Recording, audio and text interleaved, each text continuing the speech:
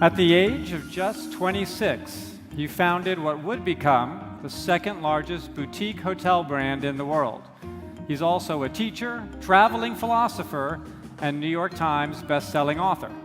Please welcome the head of global hospitality and strategy for Airbnb, Chip Conley.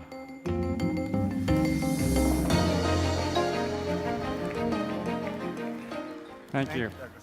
Although I'm not sure about the attire. Yeah. I would never dress that way. They got to get a close-up of our shoes. Okay. We're going to do a shoofy. A shoofy.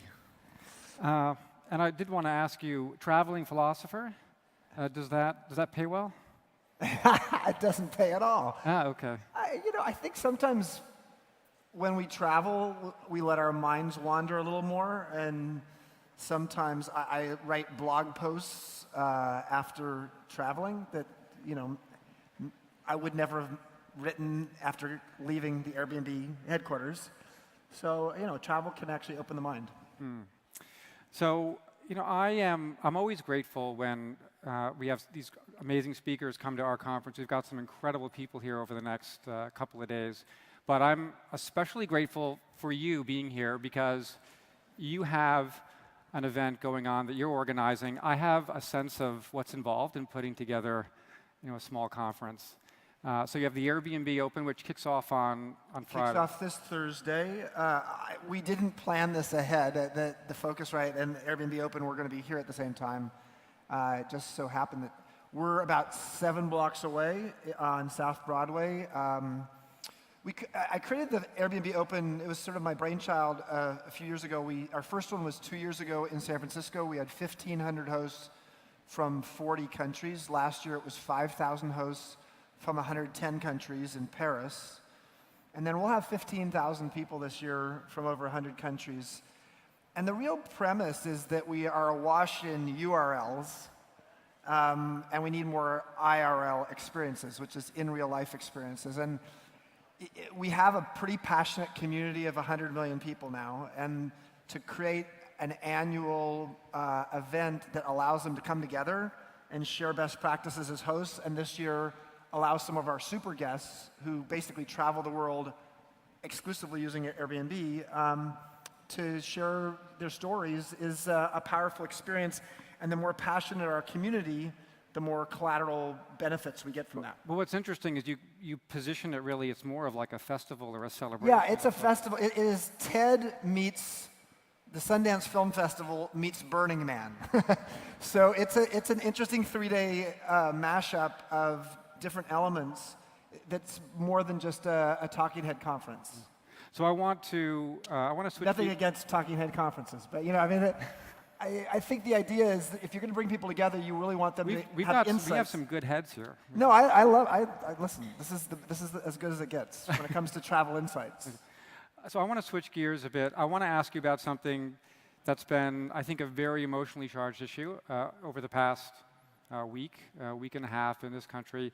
There's been a lot of soul searching, I think publicly, among many in Silicon Valley, in the tech community, following the surprising election results.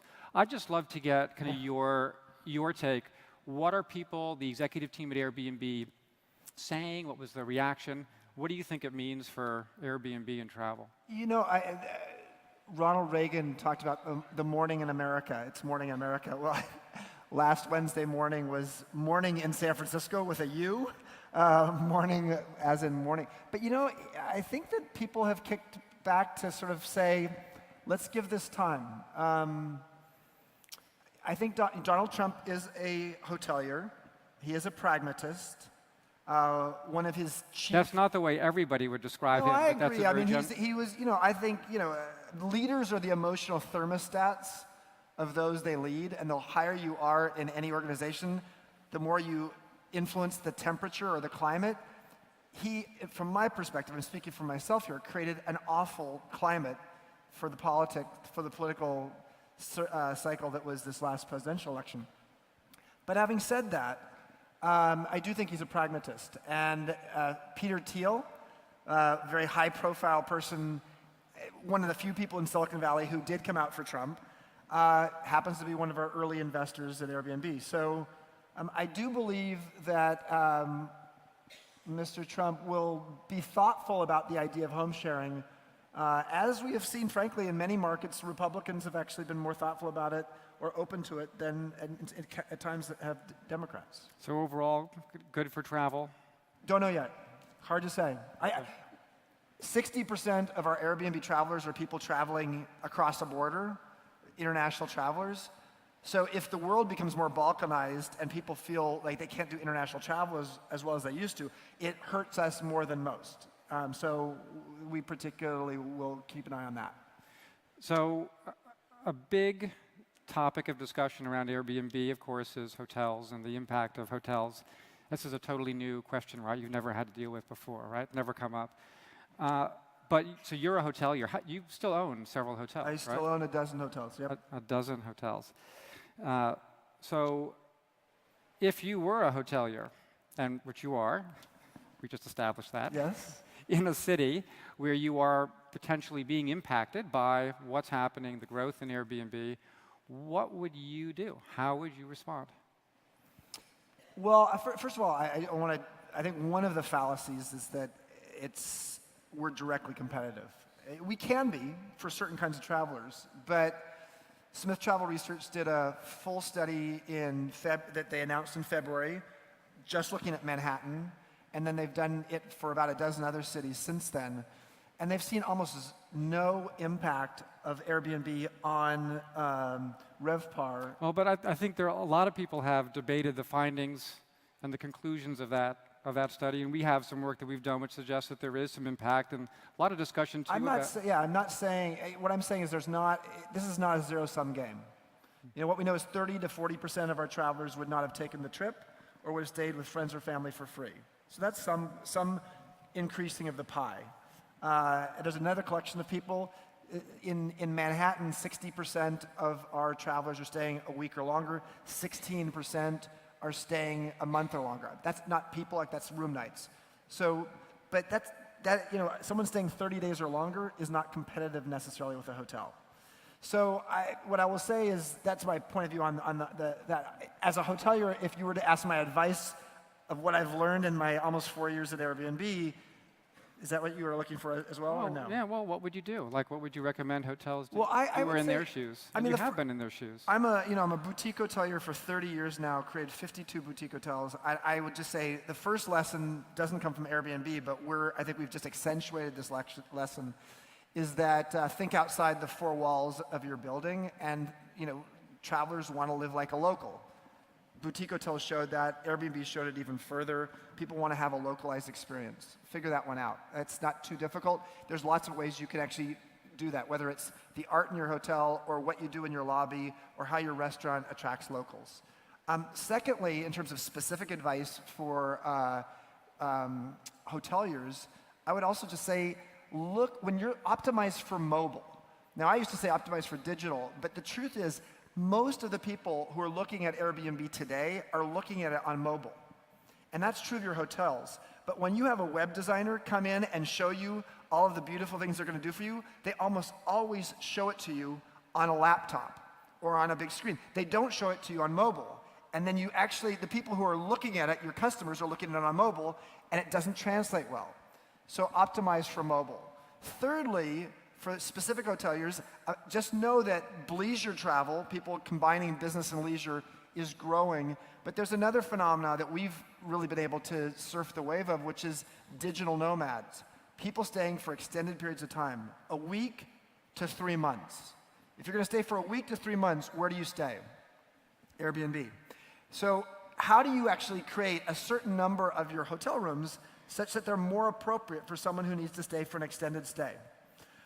Those would be, I'd say, for individual hoteliers. For the industry overall, number one is fix the feedback loop. The hotel industry has a broken feedback loop with its customers. What I mean by that is maybe 2 to 8% of hotel customers actually fill out an online survey and give you feedback. For Airbnb, it's 70 to 75% of hosts and guests review each other. That's the difference between a community and a transaction. So when that feedback comes to the hotel, it doesn't necessarily ever get back to the employees who could learn something from it. And the format that's been used doesn't allow the bartender or Joyce at the front desk to understand what her impact is. So the feedback loop is broken, and it needs to be fixed. Secondly, for the industry overall, I would just say customize the experience based upon data. 20 years ago, we didn't really know what revenue managers were, and I think the industry today doesn't know what data scientists are. Data scientists are our revenue managers of the future. They help us to understand how to get our customers and then to personalize for them. The last thing I would say to the global hotel chains, if they wanted to listen to me, to Arne Sorensen, who I think is a damn good CEO, is the following. Have as many people out there in the field with your franchisees focused on brand innovations and innovations enhancements that they're doing at the property level as you do studying standard enforcement. It's all about the standard enforcement side. It's not helping to compel your hoteliers to be the innovators. And if it's all about lowest common denominator of brand standards, you don't get to see and then share best practices of the things that are happening in one place with another place. And that's how, great innovation. How do you facilitate that when, in the case of Airbnb, where you've got, what, 1.6 million? We have about 3 million listings now. 3 million listings? Yeah. And how many hosts? We do it through, we have so many different forms. I mean, the Airbnb Open is one form, and we'll have tens of millions of people watching the videos that come out of Thursday through Saturday. And so that's one thing. But we have groups and a community center where hosts online share their best practices around hospitality. These micro-entrepreneurs talk about how do you take an experience for a family and customize it in such a way that makes it work for them. So they share it around the world. That's another thing. We also have a whole team that just helps do education for our hosts around the world. Tomorrow I'm doing a webinar globally for all of our hosts. Do hotels have a home on Airbnb? Hotels, especially smaller ones, have for a long time. There are thousands and thousands of hotels that actually have listings on Airbnb. But there's usually a fallacy in the thinking. A lot of the hotels, someone says, well, we want to market to millennials, so put a listing on Airbnb. Well, the fallacy there is, number one, we're a home sharing site. So having the Radisson in Minneapolis on our site isn't necessarily going to get you any business. Number two is our site is not really optimized for people on the back end to have multiple listings. So if you have a 60-room hotel and you want to put all 60 rooms on there, you have to create 60 different listings. But you do have a lot of hosts who have multiple listings, and that's a big part of Airbnb's We do. Right? I mean, 80% of our hosts are sharing their primary home. Another 5 to 10% it's their secondary home. So those who have multiple listings are usually the outliers. How do you think about, how do you square the idea of what is basically a kind of quasi-hotel or a multi-listing host with the idea of a home sharing site? I mean, you call it a home sharing site. It's a great question. So first of all, it's no one size fits all. So let's know that in a vacation rental area like Lake Tahoe, you might have a property manager who has 20 listings because it's people's second homes. Might make more sense there. Doesn't make as much sense in an urban setting, especially around affordable housing issues and just the quality of the experience. But I will tell you there's two different kinds of multi-unit hosts that are extreme differences. One that we love, one that we hate. The one we actually hate is a landlord who says, I'm going to vacate my building, 12 units, figure out how to get rid of all my tenants, and then just make it into an illegal hotel. When we find out about that kind of situation, we tend to take those landlords down. But how do you distinguish? How do you find? It's really hard, and we've gotten better at this. In those markets like New York, San Francisco, and some places that have serious affordable housing crises, we've actually had to get even smarter there. So we've taken thousands and thousands of listings down in just New York and San Francisco alone. So we got to figure that one out, and we've gotten better at that. But here's another example that doesn't get nearly as much attention and is growing in its influence. There are people who love being an Airbnb host, but they have their own home. So how are they going to make a living doing that? So then they find that they've got within a few blocks of them 3 or 4 friends who actually travel a lot. And so they become a co-host. So they actually become the primary host for people's primary homes. So they provide the services, but it's not their home, but it's a primary home. That we love. because actually, Do you have a sense of how big that is on the yeah, platform? I can't. I will be announcing some things on Thursday in terms of this and more after that. So it's big. It's quite big, and I think it has the capacity to grow bigger. So let me ask you something else that I believe you're also going to be announcing on Thursday. Yep. I'm going to try to get as much out of you as I can about this. So there's been a lot of talk over the past several months or even more about magical trips, right? So we've seen little kind of, I guess, teases that have come out in the market about Airbnb experiences, the city hosts beta. So the expectation is there's going to be something big around in-destination, peer-to-peer experiences in addition to accommodation. Yep. I mean, I can't, we're announcing something on Thursday. It'll, it's be on global simulcast. People can watch it. It's really, in the 8 years we've been in business, it's the first time we've done something of this size and note. It's really the first time we've gone into a new business beyond home sharing. So our goal is to become the super brand of travel. So that means we need to be able to help people not just with their accommodations, but with their experiences as well. So yes, that is something we're doing. And so the experiences are peer-to-peer, so they're... Yes, something like that. Let me say this. What's been done to date, we've learned a lot from some of our people who've done this before us. Generally, some of them have not done a great job of curating and the quality. But I think the biggest issue for people who've tried to make experiences work is the cost of acquiring customers. It's really expensive for what it costs, for what revenue you have coming in. Well, see, but So that's... we don't have that problem. We have 100 million customers. So how do we actually market this to customers almost for free as part of their experience? Yes, but I think the scale issue also applies to the supply side, right? And Oh, it does. Wait till you see on Thursday.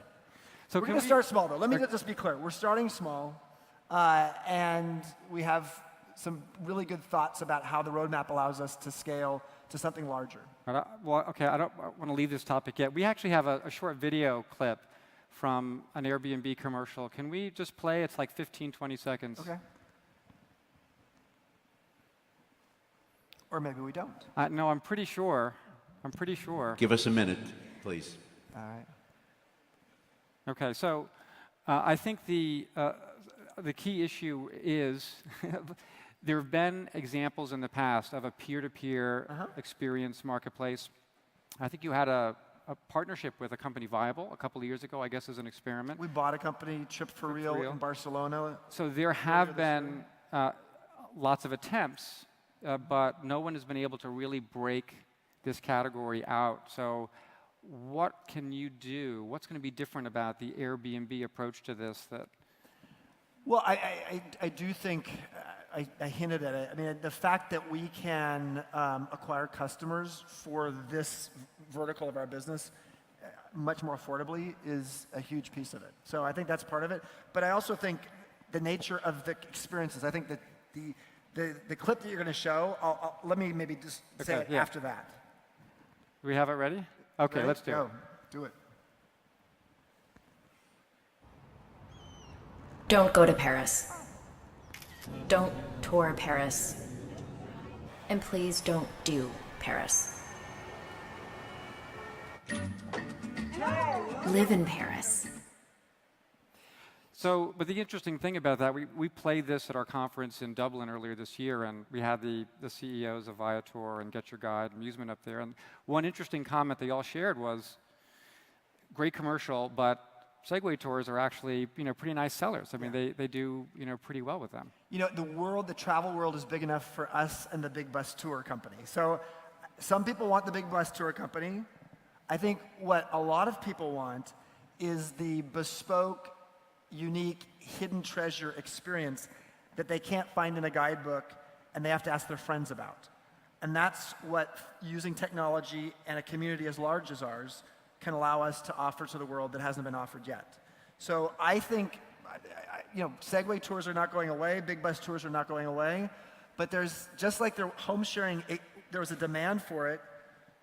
But Airbnb customers, Airbnb guests also do big bus tours. They may want to also, they want to go see the Eiffel Tower or go to the top of the Yes. Empire State Building. The answer is yes. They want to do both. But yeah, but that's a big business. I would think that might be, interesting. You have all these customers. You'd want them to buy those tickets on Airbnb and not.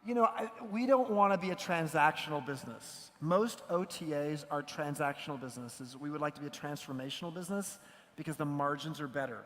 But not just because the margins are better, because we want to actually transform people's lives. Going to the Louvre or going to the Eiffel Tower is something you can say to your friends, and there are some bragging rights in that.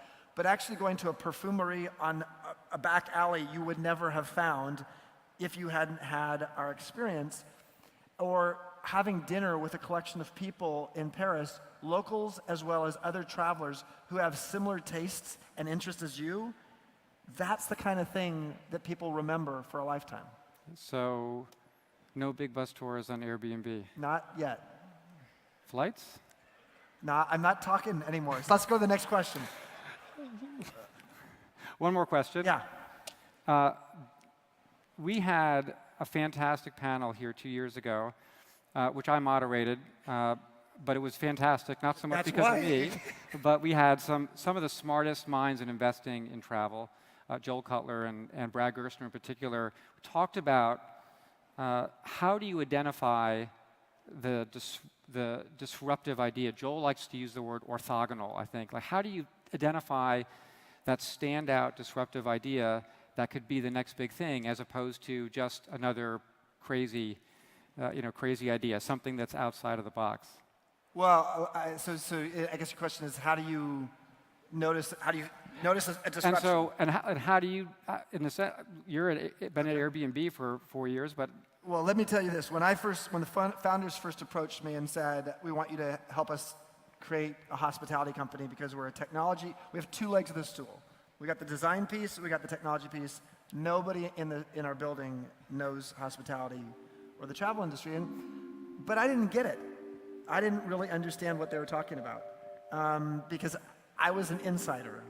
And the bottom line is disruptions happen from the outside. I guess this means we're supposed to leave. Yes. But generally, they're foreshadowed. You can see it coming. In the case of Airbnb, home swapping started in 1953. Boutique hotels in the US started in the 80s, which basically said people were accepting to be a little more adventurous and accepted just a standard deviation of experiences.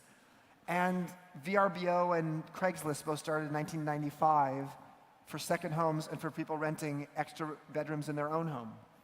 So the foreshadowing is there. It's just that us as the insiders sometimes don't see it, whereas an outsider does. And whether it's boutique hotels or timeshare or home sharing, it's somebody from outside the industry who usually has to see it. So what's great about Phocuswright is you have some young innovators, they're not all young, but some people who have new pair of glasses and a lot of people here who've been around for a while. It's great to mix it up because I would never have come out with the idea that the Airbnb founders came up with as a business concept. I never thought it would have worked because I was too much of a hotelier. Ladies and gentlemen, traveling philosopher Chip Conley. Thank you. Thank you, Kevin. Thank you, Chip. All right.